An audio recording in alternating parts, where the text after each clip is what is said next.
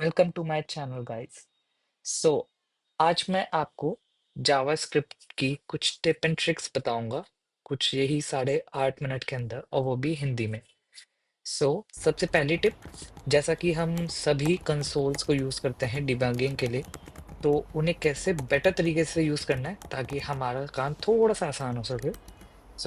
सबसे पहले आते हैं सबसे कॉमन और सबसे ज़्यादा यूज़ होने वाले कंसोल डॉट लॉग पे।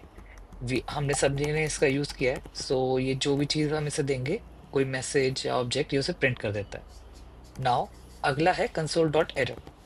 तो ये एरर प्रिंट करने के लिए काम आता है। तो एक लाल बत्ती आई थिंक लगा लेते हैं ताकि थोड़ा बेटर समझ आए।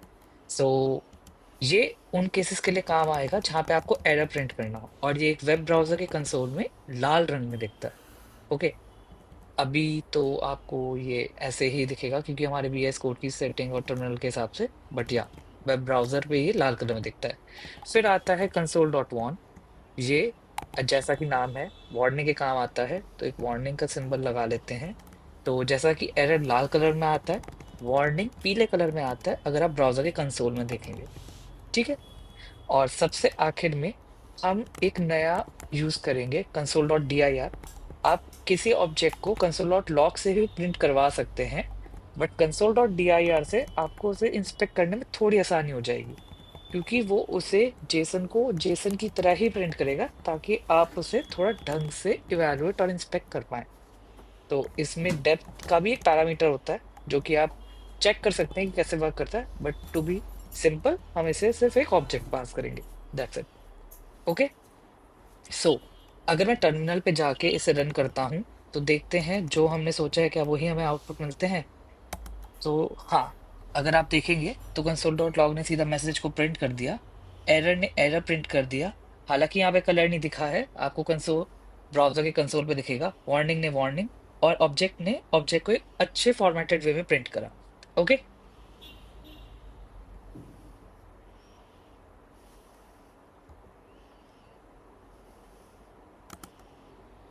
अब हम दूसरी टिप की बात कर लेते हैं।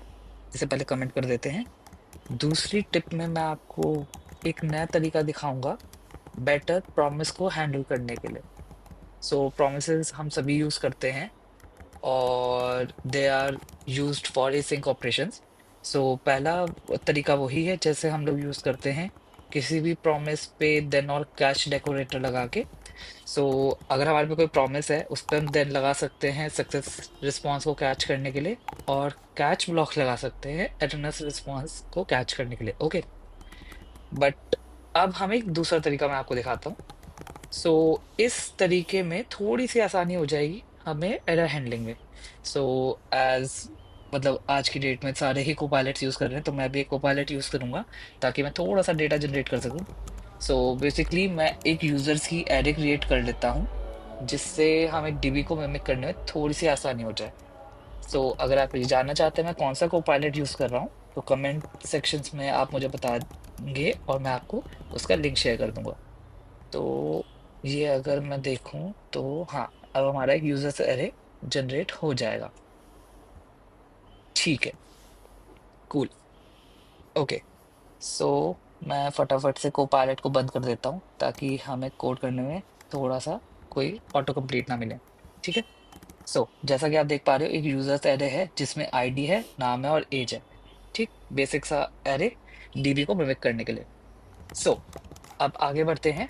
हम सबसे पहले एक फंक्शन बना लेते हैं जो कि एक प्रॉमिस रिटर्न करेगा, और हम एक यूजर ढूंढने का फंक्शन बना लेते हैं जो आईडी से एक यूजर को ढूंढेगा।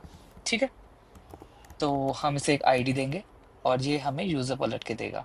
अब सबसे पहले हम इसमें ट्राई कैच लगाएंगे ताकि अगर कोई भी एरर आए तो उसे ढंग से हैंडल करा जा सके। तो हम सबसे पहले यूजर को ढूंढने की कोशिश करेंगे। अब क्योंकि ये डीबी नहीं है, डायरेक्ट जेएस का ऑपरेशन यूज कर लेते हैं फटाफट से। फाइंड मेथड एक एरे पे जो कि हमें एक ऑब्जेक्ट को ढूंढने में मदद करेगा based on the matching criteria जो हम उसे देंगे। ठीक है, तो you I D is equal, अगर आईडी के बराबर है तो हमें यूजर दे दो। ठीक है, अब अगर हमें यूजर नहीं मिलेगा तो हमें क्या करना चाहिए, हम एक एरर थ्रो कर देंगे जो कि कैच ब्लॉक में पकड़ा जा सके। तो एक न्यू एरर थ्रो कर देते हैं, नॉट फाउंड का। ठीक, ओके। हाँ, बट अगर यूजर मिल जाता है तो नॉर्मल केस में हम क्या कर सकते हैं, यूजर को रिटर्न कर देंगे, राइट। बट नहीं, अब हम इसे थोड़ा सा चेंज करते हैं। हम डायरेक्टली यूजर रिटर्न करने की बजाय एक एरे रिटर्न करते हैं, ठीक है। पहला एलिमेंट हो गया यूजर, दूसरा हो गया नल। अब हमने ऐसा क्यों करा मैं आपको थोड़ी देर में बताऊंगा, ठीक है। तो पहला एलिमेंट यूजर, सेकंड एलिमेंट नल। अब आ जाते हैं कैच ब्लॉक में। कैच ब्लॉक में हम क्या करते हैं, अगर हमें एरर मिलता है या जो भी केस रहे, हम यहाँ पे पहला एलिमेंट नल भेजेंगे और दूसरा एलिमेंट एरर या एरर मैसेज, जो भी आपका मन करे। तो इससे क्या हुआ, हमने अब आप अगर देखो, हमने ये गारंटी कर लिया है कि ये फंक्शन हमेशा एक एरर रिटर्न करेगा, जिसमें पहला एलिमेंट एक यूजर होगा और दूसरा एरर होगा, ठीक है। तो अब मैं एक फंक्शन बना लेता हूँ जिसमें मैं ऐसे कॉल करूंगा। ओके, मेरी गलती, सॉरी। हाँ, सिंटेक्स ठीक हो गया है, ठीक है। अब क्योंकि हम एक प्रॉमिस कॉल करेंगे तो एसिंक का जरूरत हमें लगेगी। सो कमिंग बैक, या, तो ठीक है। अब हमें जो रिजल्ट मिलेंगे, क्योंकि वो एक एरे की तरह है, तो हम उसे एक बार डीस्ट्रक्चर कर लेते हैं। तो पहला एलिमेंट हो गया यूजर इन्फो, और दूसरा हम बना लेंगे यूजर एरर, ठीक है। और अब फंक्शन को कॉल कर लेते हैं, अवेट कॉल, क्योंकि वो एक प्रॉमिस रिटर्न करेगा। और अब हमें देन और कैच की बजाय हम सीधा इसे आईडी पास कर देते हैं, ठीक है। तो अगर यूजर एरर मिला तो हम डायरेक्टली उसे कंसोल डॉट एरर से प्रिंट करवा सकते हैं कि भैया ये एरर आया है, ठीक है।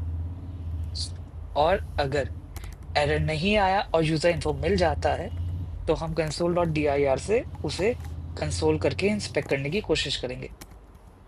तो इससे क्या हुआ, हमारा कोड थोड़ा क्लीन और स्ट्रक्चर्ड वे में दिख रहा है कि अगर एरर है तो भैया एरर, अगर ऑब्जेक्ट मिल जाता है तो उसे कंसोल। अब हम इनको एग्जीक्यूट करके देखते हैं कि क्या रिजल्ट आता है।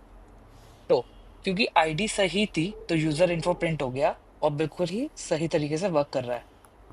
अगर अब मैं आईडी को बदल दूं और गलत केस बना दूं कि जो कि आईडी एग्जिस्ट नहीं करती है, एंड फिर चला के देखें, तो जैसा कि आप देख सकते हो, नॉट फाउंड का एरर भी प्रिंट हुआ है और यूजर इन्फो हो गया नल। तो ये थी आज की 2 जावास्क्रिप्ट की टिप्स। आई होप आपको ये पसंद आया, और see you next time. Thank you.